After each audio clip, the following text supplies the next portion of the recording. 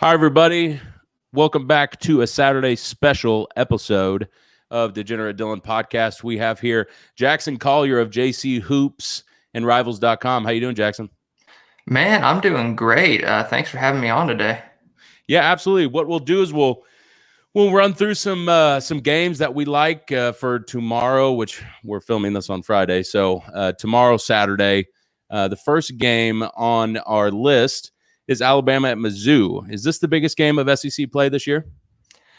Looking at the season right now, as everything is unfolded, yeah, I think you have to say it is. Now, going into the season, I don't think many people would have had this game on their radar because, Alabama's in their second year under Nate Oates, and you look at their roster, and it was supposed to be a lot better than it was last year, but still people were kind of thinking, maybe a rebuild situation still where they'd be fourth, fifth in the SEC. Missouri, you didn't really know what to expect because so many of their pieces are back. They have so many returning players, but a lot of them have been injured too. So even when we've seen some of these good pieces, you never knew, what their full potential would be.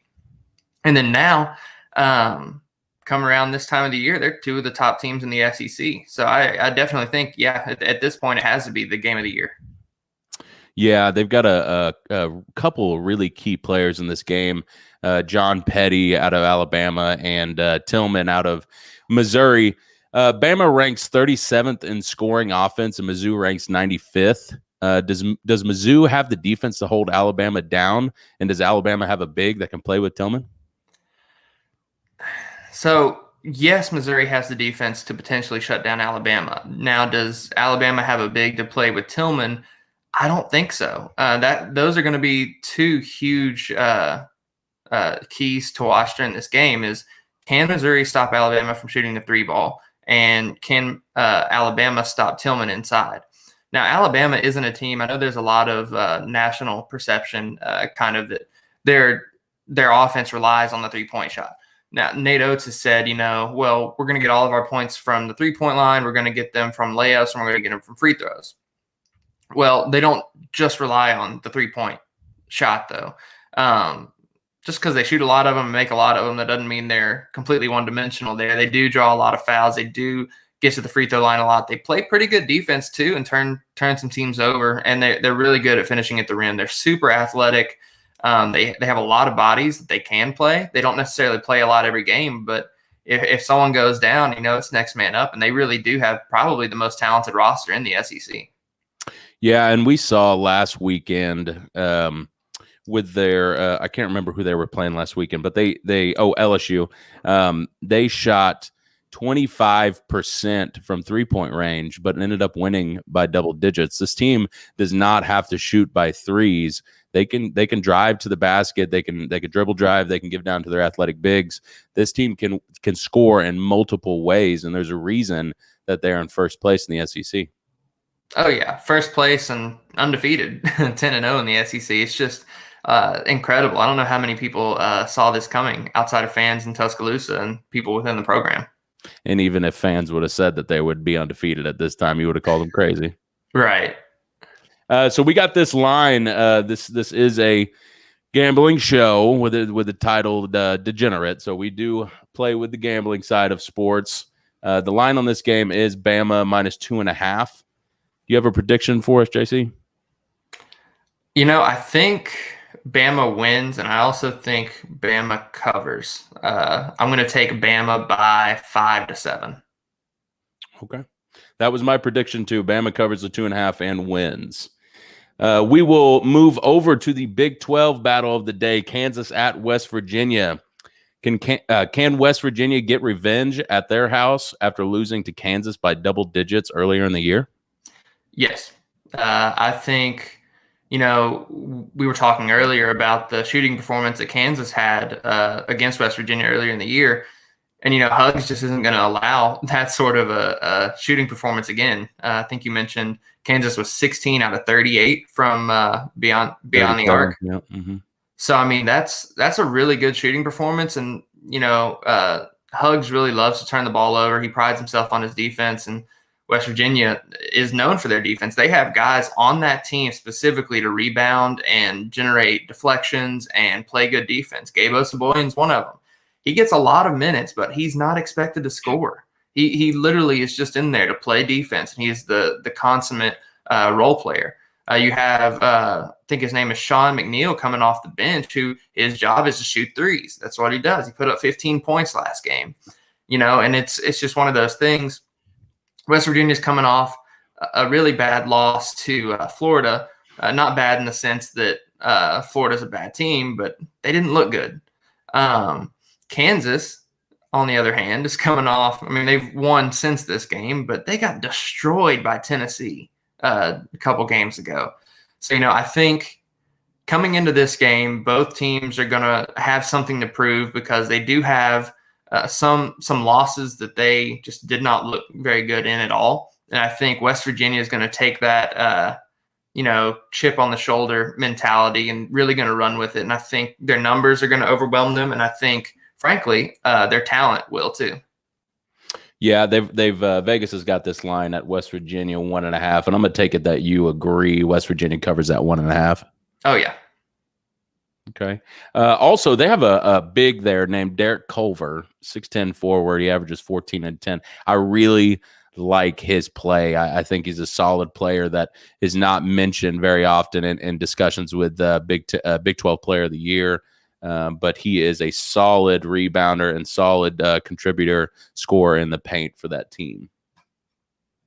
As we shift over to the Big Ten game of the day, Wisconsin at number 12, Illinois, powerhouse Big Ten matchup, with Illinois having won their last 3 games, Wisconsin losing 2 out of their last 4, with 1 coming to an underwhelming Penn State team. What are your thoughts on this game?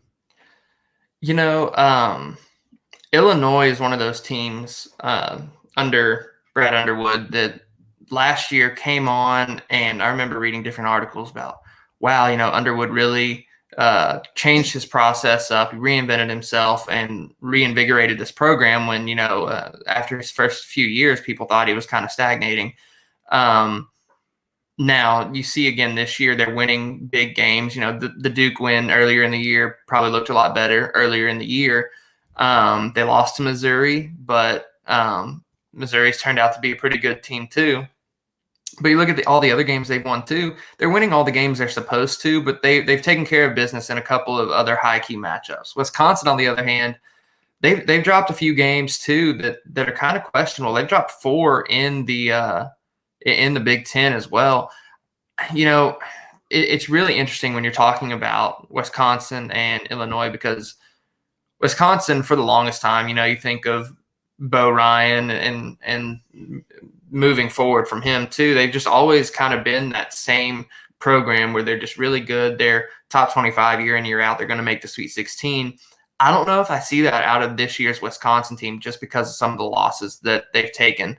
And I do think I see another Sweet 16 Elite 8 team in Illinois this year, despite their loss to Missouri. And it seems to me, you might agree, but Wisconsin always seems kind of like the San Antonio Spurs of the college basketball world. I don't know if you agree with that or not. I've just always thought that. Oh yeah, no, very fundamentally sound. They don't really do anything very well, but they also don't really do anything really bad. Missouri is another team I would put that under this year too. Or I made that same comment. I don't think Missouri necessarily does anything well, but they don't really do anything bad either. So I had an interesting stat on this game that I'll share with you and with our listeners. The Wisconsin Badgers are 9-0 when they score at least 72 points, and are 5-5 on the year when falling short of 72 points. Do the Wisconsin Badgers score over 72 points?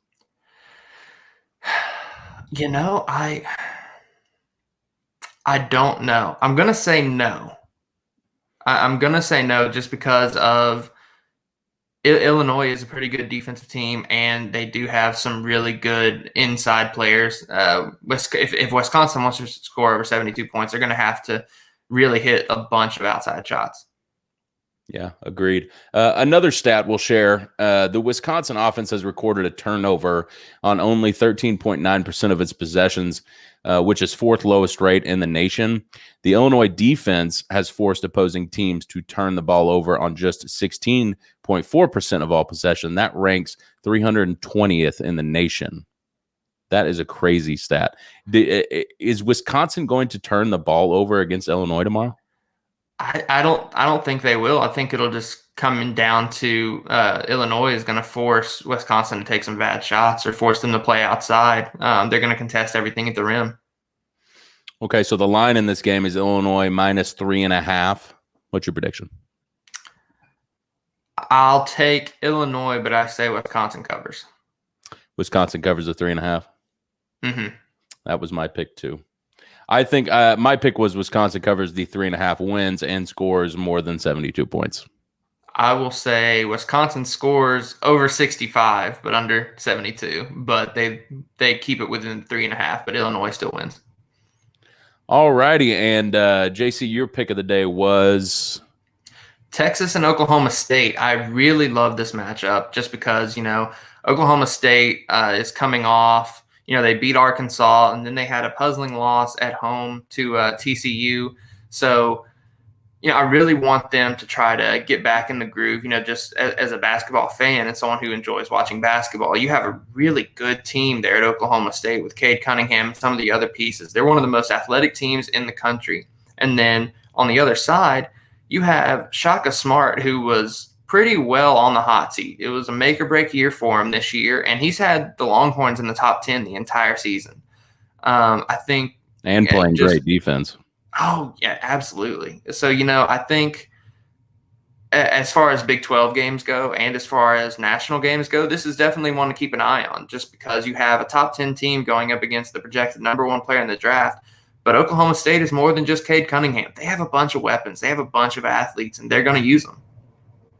Yeah, I really like Cade Cunningham myself. I took a look at their. I mean, and by saying this, not everything is stats, but I took a look at their stat board. Oklahoma State's. They've only got 2 players that average 10 and above a game, and Texas, all 3 of their guards average 10 and above from the game and play great defense and turn over their opposition.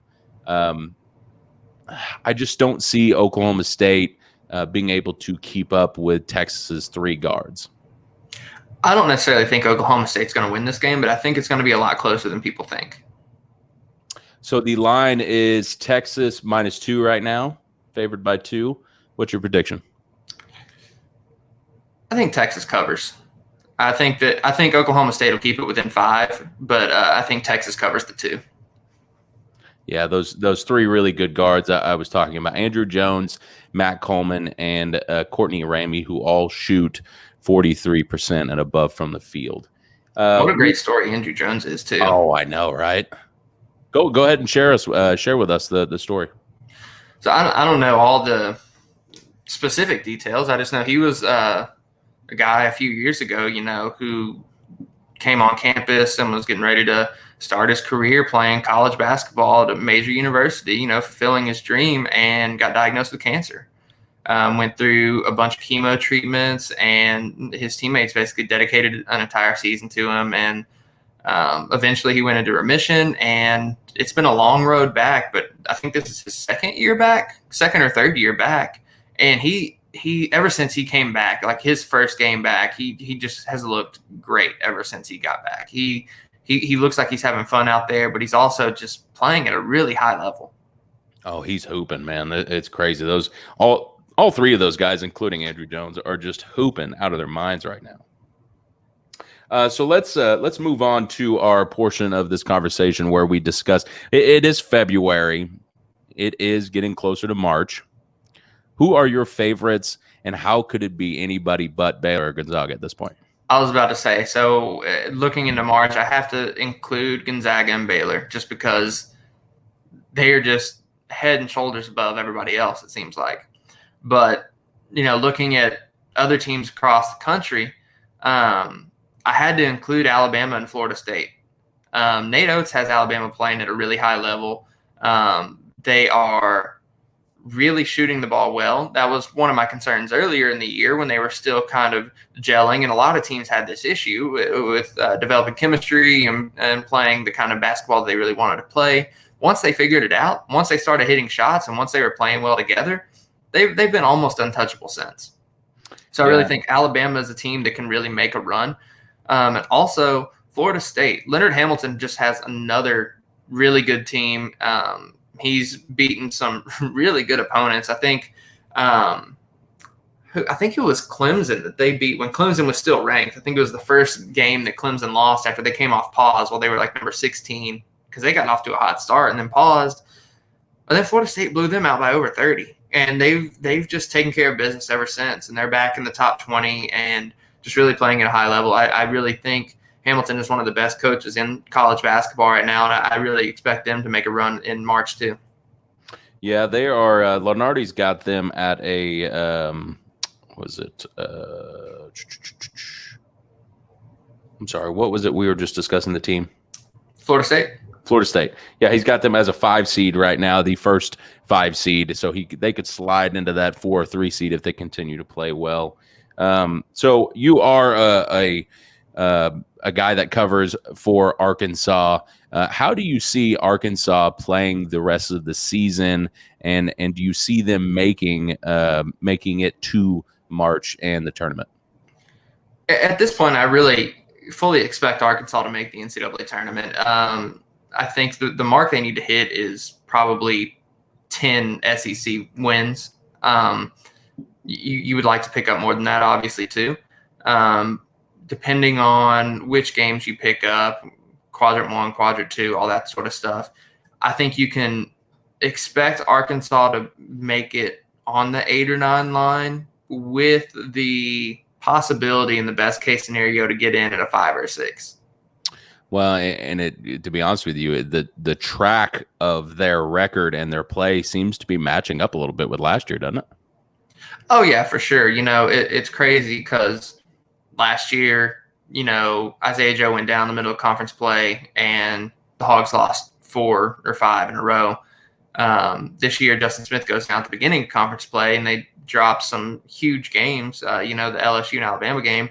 And, it's not inserting Justin Smith into those lineups on those nights probably wouldn't have resulted in a Razorback victory regardless. But I don't think you have the blowouts that you saw without him. Yeah, and they sure were some blowouts too, man. Good Lord. Oh, yeah, they were not pretty. But as far as perception goes, I think if Justin Smith's there and those losses aren't as bad, I don't think Arkansas is even on the 11 seed line right now. They're on the 10-11 line right now. Mm-hmm. If you keep those games closer, I think Arkansas is looking at 8 right now instead of a 10 or 11. Good Lord. It seems like we can't get away from an 8 and 9 seed. Oh, never. And I say we, if somebody's listening to this and they didn't know, I am from Fayetteville, Arkansas. I am a Razorback fan. JC does specialize in covering the Razorbacks, so that's why we are jumping into that prediction on the Hogs March impact. But that'll be it for us today. Jackson, we really appreciate you coming on the Degenerate Dillon podcast, Degenerate Dillon Show.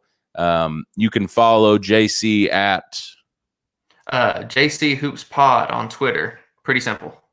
All right. Well, we appreciate you, JC. We appreciate you hopping on with us and sharing some of your time. Thank you much, brother. Yes, sir. Thanks so much for having me.